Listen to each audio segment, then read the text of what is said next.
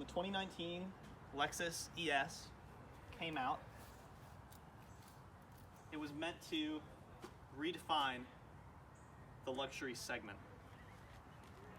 With its spindle grille and its LED running lights, it was really meant to capture the attention and stand out from the crowd. When you open the door to this car, you can see it comes with a black leather interior with a white exterior. This is the hybrid model. So it means, if you pop the hood, that it has a 215 horsepower, 4-cylinder engine with a hybrid drivetrain, which means it's good for a 0 to 60 of around 8 seconds. Now, if you look at these rims, these are 19-inch rims. They are the standard rims. And if you come to the back, you can look and see that it has a floating taillight design. So that means that these are each individually lit and there's no backlight from it. It's the same sort of type of headlight or taillight design that's in the Lexus RX and the Lexus LFA. Now, popping the trunk from this key, you can see here it has a blue hybrid badge. Hold it. It pops, but it is not the electrically folding one. That isn't the electrically opening one. That is an option though, and it will have a kick function to it. Putting in the trunk, it's fairly large. As you can see, I can get inside the trunk.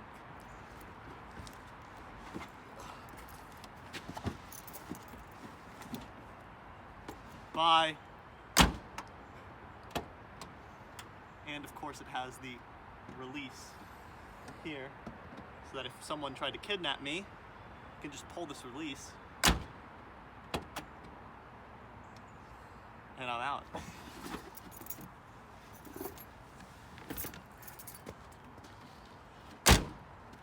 So starting up the ES 300H, put your foot on the brake, press the button. It makes no sound. So you might think, is it on? Well, yes, it is on, but it's an electric car hybrid. And so it doesn't make any sound. So if you put your foot all the way to the floor on this, it will rev, but only a little bit. It's weird. It will just do that, and it'll give a notification, come in here, that the accelerator pedal is pressed. You can see it in here. Accelerator pedal is pressed. It's very strange. Anyway, it has lots of different features. Has a 6-speed simulated hybrid. Oh, it says shift park before exiting the vehicle because the door is open. When you first close the door, nice solid thunk.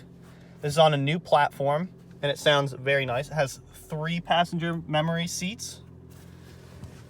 It has aluminum paddles and a wood steering wheel. The interior just oozes quality. It's all leather here. This is still a soft, expensive material. This is all expensive.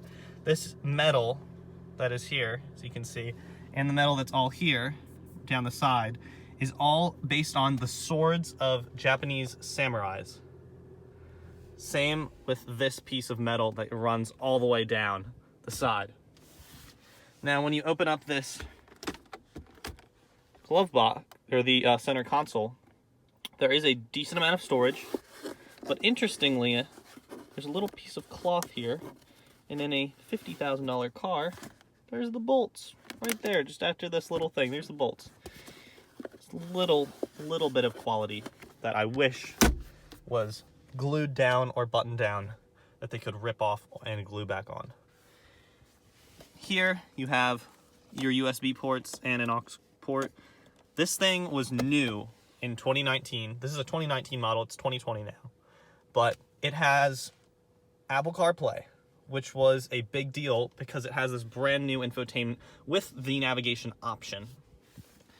And you can see you just plug your phone in right here into the Apple CarPlay, and it'll start right up. This one does not come with Android Auto. The 2020 model will come with Android Auto.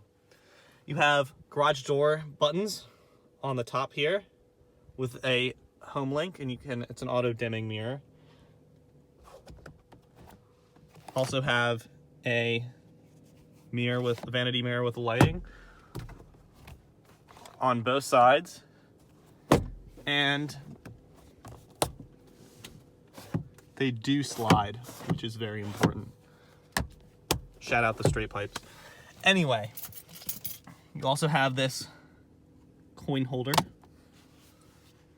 and you have a nice little piece of high quality material that you can use to rest your hand on when you use the Lexus touchpad, which is infuriating to use, by the way. It is frustrating to use. The audio system is good. That's the only thing that I really like about it, but everything else is just, it's hard to use. It's a good system, though. The navigation is good, but it's hard to use, and it's just frustrating.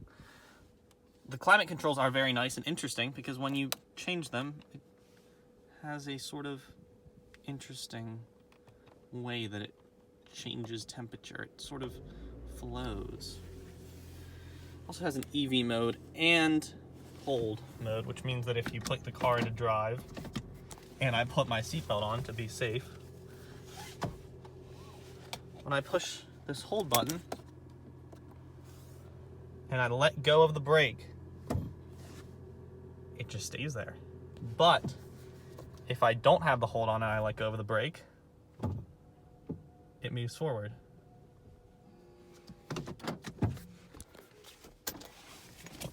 This also comes with a sunroof and SOS, which is very similar to OnStar in GM vehicles.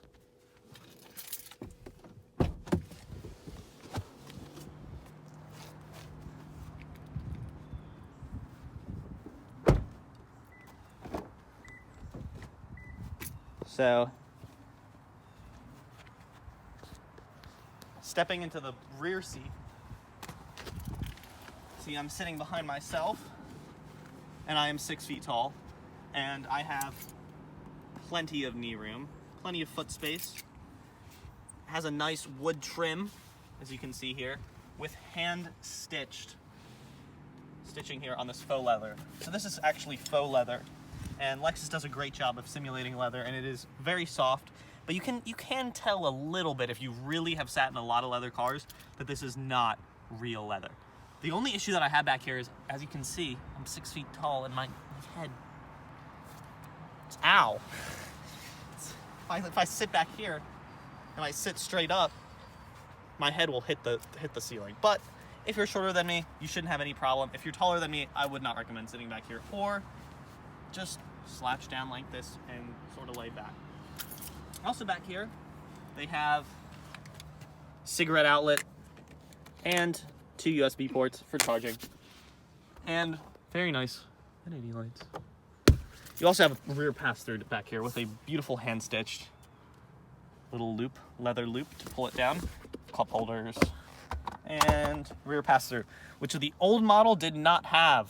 The old model did not have it because the batteries were stored there, but in the new one, they're stored in the floor, so right under the seat actually, so you don't have any issues with the battery. Cut. Alright, so when you start up the Lexus ES, put it in drive, there is an EV mode. If we start off in EV mode, there's no gasoline engine in use at all.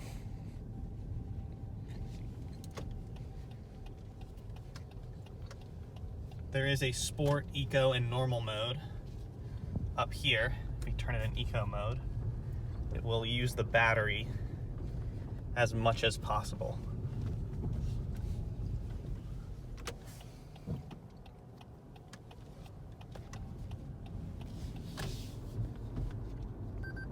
But the EV mode was just deactivated there because we were going too fast. And it still will use the EV mode up to around 30-ish miles an hour. Now if we put it into sport mode, it'll change the gauge cluster and tighten up the steering a little bit.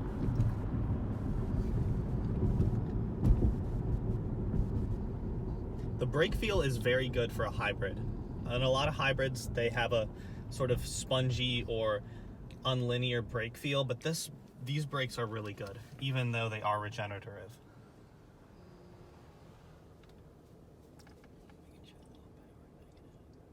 So that battery right there means that it's fully charged. So this is the energy monitor.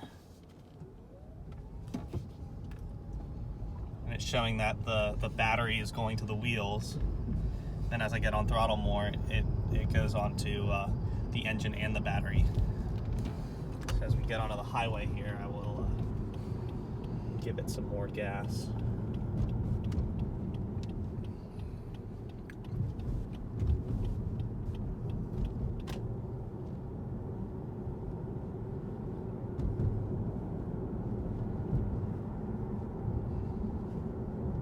Slow down here, there's no one behind us.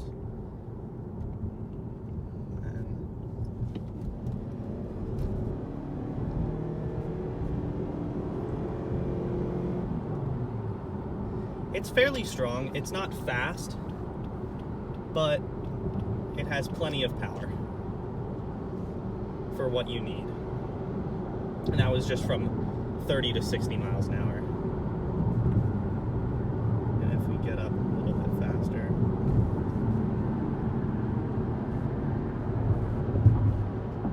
it is very quiet. You really don't hear that much road noise, even though we are on concrete instead of asphalt right now. Still really don't hear that much. A little bit of a whisper of wind noise, but no tire noise, and it's just very quiet and composed. And the highway ride is really nice. It has a very nice ride. It's sort of a balance in between comfort and sportiness. It's not firm, but it is balanced, and it corners fairly flat, especially, you know, we're going 70 right now, and it's corner. There's no body lean in the corners, and it handles very well on the highway. It also gets great gas mileage. It gets better gas mileage in the city because of the electric motor, but it still does fairly well on the highway. I believe it gets around 35 to 40 miles per gallon on the highway and around 42 in the city. We have been averaging 46 miles per gallon is the average in this 2 weeks worth of testing of this car. You can see that on the highway you are using both the electric motor and the gas motor. So the GPS is fairly good.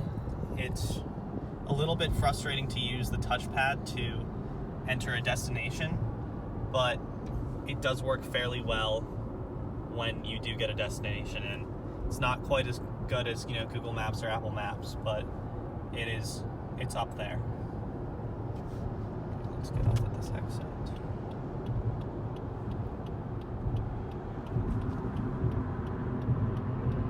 To the left.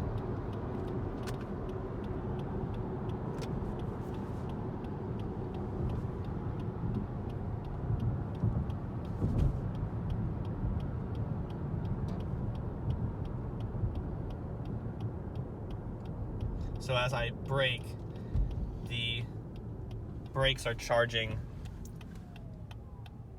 the electric battery.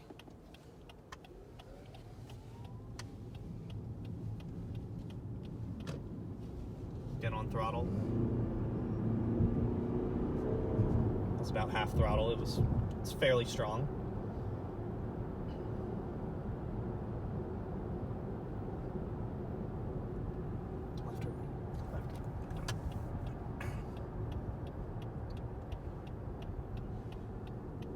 So now we're going to turn onto a twistier section of road. So I'm going to put it into sport mode and see how it handles.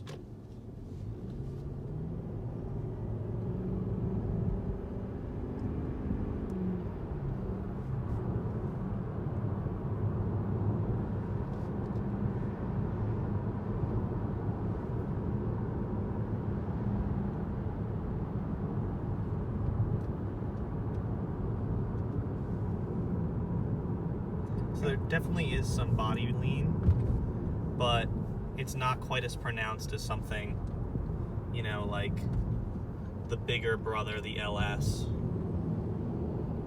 But it is not going to be quite as sporty as a 5 Series or an E-Class. But it's not really designed to compete with those. It's more meant to compete with the TLX, which is about as sporty as this is. And as you can see right now, we're doing 45 miles an hour and it's just on the battery.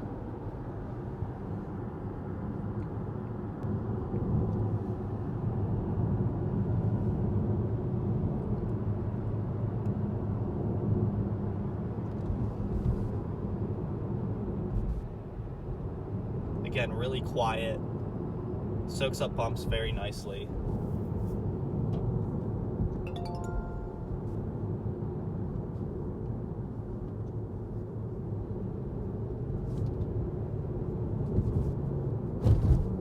Even over that little pothole, there was a little bit of a shudder, but very quiet and comfortable. This is definitely one of the most comfortable offerings in this segment with this new platform that they're using. It's brand new, and you can tell when you drive this that it's an all-new platform. It's much stiffer than the old ES, but it uses the suspension to soak up the bumps much more.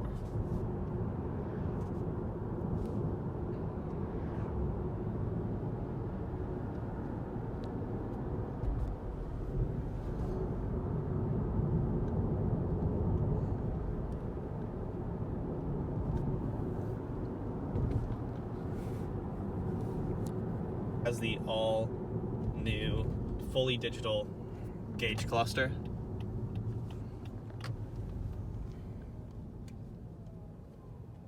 With analog temperature gauge and fuel gauge.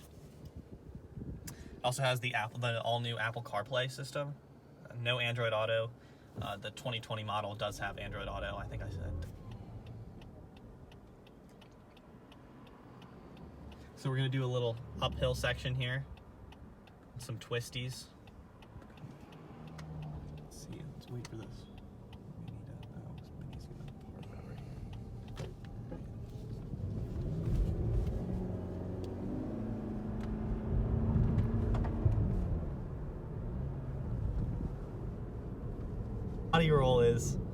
The body roll is pronounced, but still not, like I said, not quite as bad as something like an LS or a big SUV like most people are buying nowadays.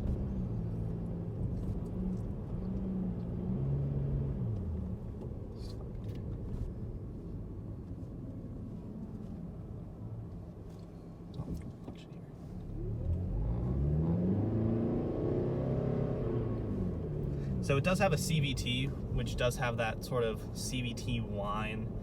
So this is not something that's a super sporty car. If you wanted a sportier model, you could always get the F Sport or the ES 350, which has the 3.5 liter V6, which will definitely give you a nicer sound.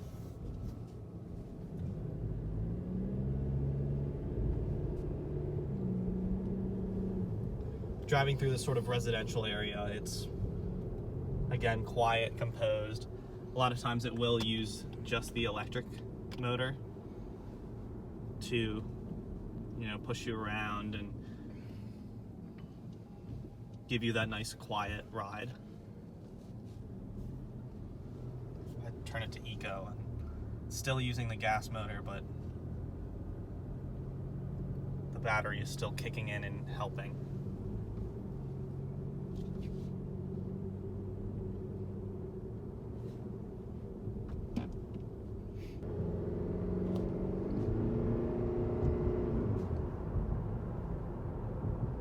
It also has something called active glide control.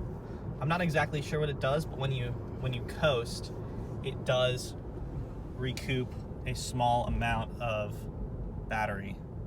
Now I'm braking here, so you can see that the charge gauge is going which means that it's charging the electric motor, the battery.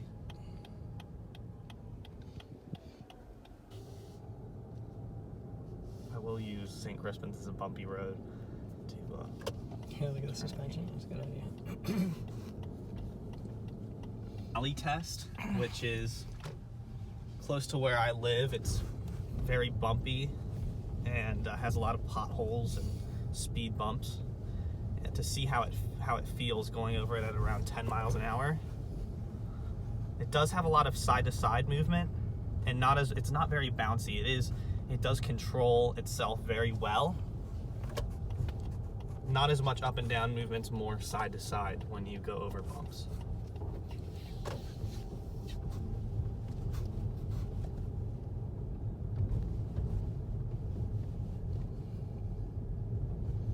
So you can see the movement of the car. It's much more sort of side to side movements. And it does handle potholes very well. There are some sharp jutters, but only whispers of it.